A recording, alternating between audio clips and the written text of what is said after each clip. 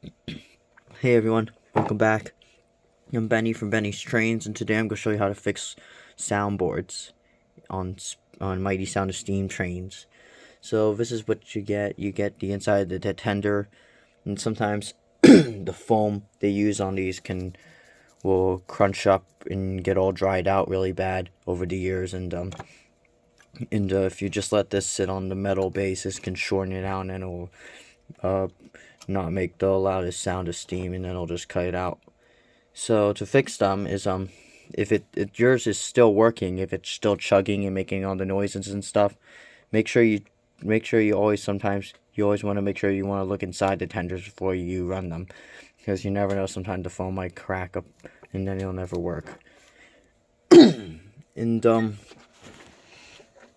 this one's I just fixed, and so we wired these capacitors, and these are brand new ones. The old ones didn't work, so they were just trash. So I added new ones in. So these ones are pretty good, and I think they are very well done. I also soldered them in, and you could see some of the old foam on there. But this new foam is working very good, and it seems to fit just fine. And to replace these capacitors, it's not that difficult to do. All you have to do is just get your soldering iron and just solder, and then just carefully solder this out. You don't want to put it like underneath the wiring base of the soundboard or on here, because this can risk breaking it, and then you can burn it out. And don't place it like under here, because this can like cause it not to work anymore. So you just want to be careful not to just put your soldering iron right here, because that can cause it just to damage it.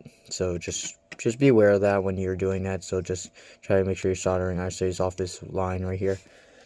And if you have a tender that has a Sound of Steam whistle with a roller underneath it,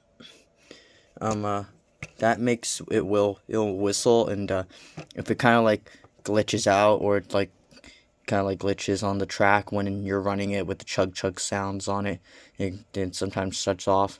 It may be your track might be dirty, and it also means your roller is dirty too. So just get a Dremel and clean that roller up, and it's not difficult to do. Just hold on to the roller while you're Dremeling it, and just slowly turn it to make sure you shine it up very nicely, which I did that to one of my trains, and it seems to work very well. And don't forget to clean the track as well as you're doing it, so then it won't be a problem. And after that, it should respond very well, because after cleaning on the track I did on my layout, it worked way better. So yeah, pretty neat. And here's the underside. So yep, when you fix that, you get your shell. You want to slide it through underneath this hole of the tender, as you can see. Slide it through in there. If I can do this right. Here we are. And after that, you want to just put the chassis back in.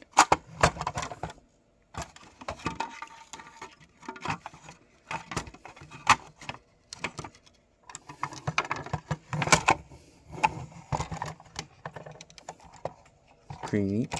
Alright, now that you've done that, make sure you get your inserts in too, and then you just get to work screwing it up with your screw.